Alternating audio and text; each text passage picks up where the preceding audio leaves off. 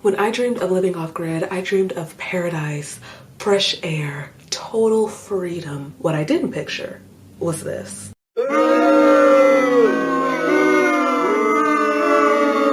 I made mistakes, big ones, and if you are planning to live off-grid, you might make them too. Unless you learn from mine first. Let's talk about what went wrong and how I am making sure this never happens again when I'm converting my home in Jamaica to my off-grid oasis.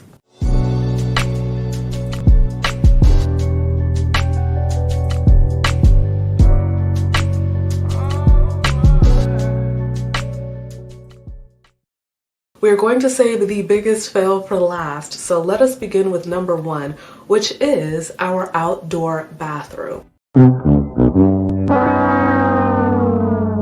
When my family and I first moved off-grid, the original plan for our off-grid property was to kind of bring in other people who are in our same faith.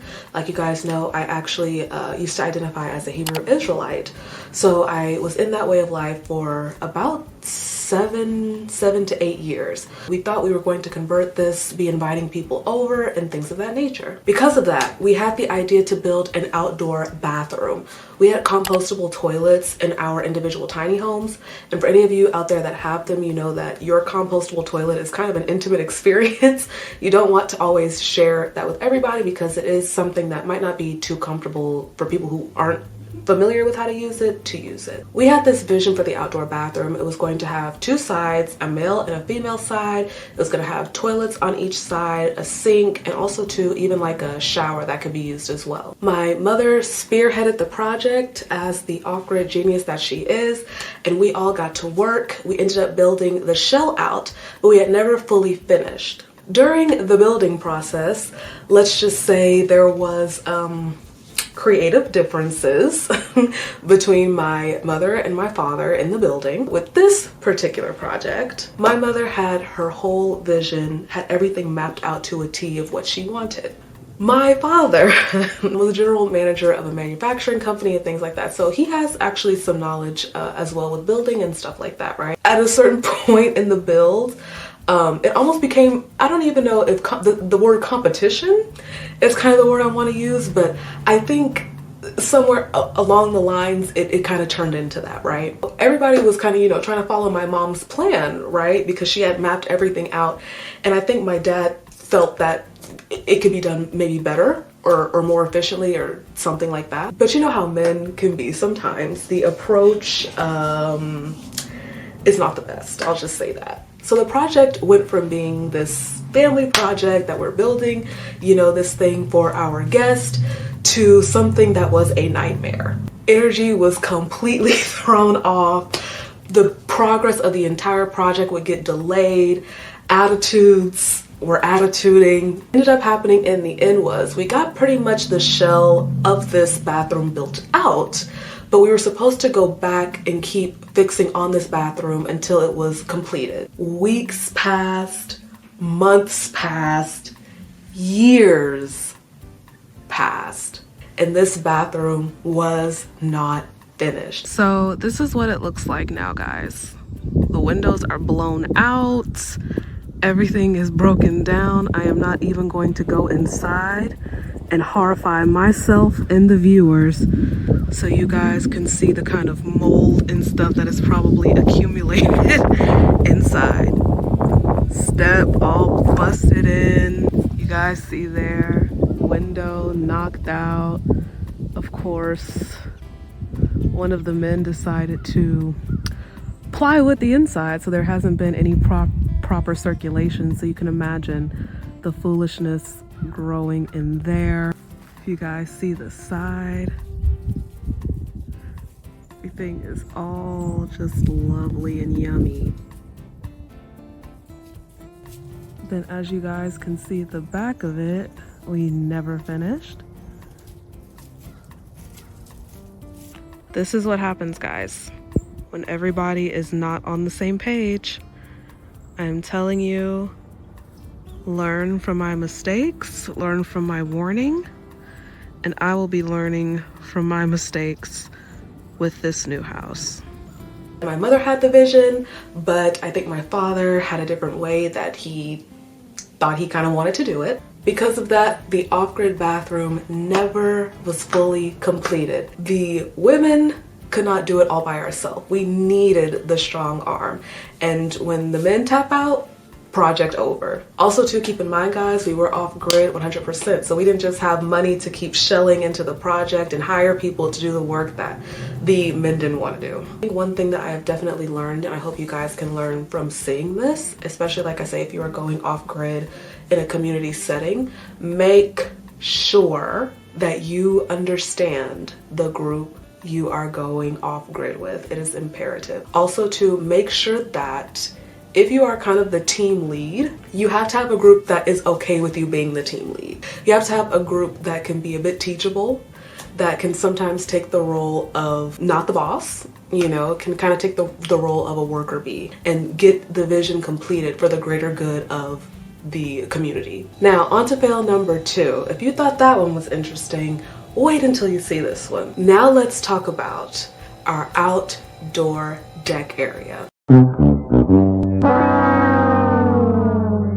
This one definitely stings a little bit because I reminisce and I remember what this area looked like. This was an area where we grilled, where we laughed, where we had tea. Our outdoor deck was a central part of our off-grid community. We would all come together, sometimes even have Bible studies, our holy days on this deck and everything. But this lesson is a lesson that I learned in neglect. Because again, we did not upkeep, we did not do what we needed to do to make sure this area was maintained, it went from this to this. Now this one hurts my heart so bad to show you guys, because this area used to be one of my favorite areas on the property. And now, again, when you are not equally yoked, this is the product. Like I told you guys, I do know how to build a deck because this deck was once gorgeous, but with no upkeep, it has completely fallen in. It's become something of a catch-all. You guys can even see, like, we had like a swing back there and like actually like a river that we had made. It was so beautiful. And now, like I say, it's just a shell of what it was, a reminder that, yeah, when you live off grid, you have to care always. You have to care always. Living off grid is a constant work. We were supposed to attach water catchments to this so we could have water while we were doing our cooking here and things like that. That never got completed. We were supposed to be building roofs for this thing. That didn't get completed. And when we did try to do it before, we did not have the right materials for it. We skimped on the purchasing of some materials because we didn't have the full money to do it probably like it should have been done. The redo is something that killed spirit, it killed morale, and it stopped everybody from kind of wanting to try. Like I said, this one is a cautionary tale of neglect. No matter what you do on an off-grid community, it is not a one-time thing. You're always going to have to reinforce some things, always frequently check to make sure everything is correct. Mother Nature can be a bit unforgiving. So making sure that I am fully aware of that this go around, and making sure that whatever I put up, I have the means, the strength, and the mental fortitude to keep it up in years coming. And finally, guys, the project that failed, that I think hurt my soul the most, our outdoor garden. This project was a project that my mother, myself, my auntie as well did when we first touched down at my family's off-grid community. We fenced it, we put the post, we put the arch, we dug out the tiers, tier by tier, to where it was a 3-tier garden. I learned how to fully plant from my mom in this garden. It was a beautiful thing to wake up to every day to see what all had grown. And over time, this garden went from this to this. This was once our garden, our beautiful garden. If I can walk so you guys can see. It was actually 3 tiers. I'm gonna walk around so you guys can see it, but it hurts my heart to show you guys this because again, I know the beauty it once was. I know how much work we put into it in the beginning. Every day you have to make sure your land and property are upkept. And if you don't have a group that is willing to put in that kind of effort and perseverance every day, let this be a lesson, guys. This is what happens. Weeds everywhere. Weeds everywhere. Myself, my aunt, my mom have all tried to keep this under control. We have attempted to use weed whackers and mow it ourselves and stuff like that. Like I told you guys, for the women, yeah, you can do it. But trust me when I say we broke our bodies down so much to the point where, unfortunately, we just had to let it be what it was going to be. Some of you might say, well, why not just hire a yard person? Again, do keep in mind, when we were living off grid and stuff like that, we were on certain budgets and stuff like that. So again, we were living 100% off the grid. We were pioneering it. So we didn't have, you know, certain luxuries. We had a flower bed here at one point in time. I mean, I can remember the corn, I can remember the tomatoes, I can remember the sage. We had big, huge sage in these garden beds here. I mean, we had asparagus, we had peppers, we had all kind of stuff. This is very apropos. Hate not laborious work, neither husbandry, which the Most High hath ordained.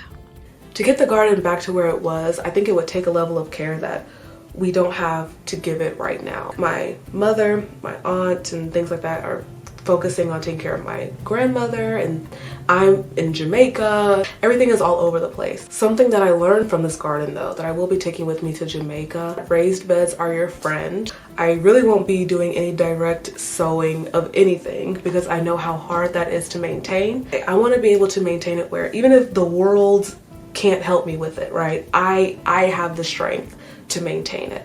So I know what I can and cannot handle. All hope is not lost with these projects. My mother actually has her own YouTube channel called Being Black Living Green, where she's actually going to slowly but surely refix all of these projects. When she is able, she will be posting videos about how she is redoing all of these projects the proper way. So do give her a subscribe. I'll link her channel in the description below. Make sure when you are living off grid, you know exactly what you are getting into, with whom you are getting into it with, so that you can have the best chance at off-grid success. This time we are doing it right, and if you want to follow along with the journey, please hit that subscribe button below. I would love to have you join my community. Want to know why I feel that you as a diasporan should be leaving America and going to an African or Caribbean country? Click this video right here. I'll wait. Still waiting.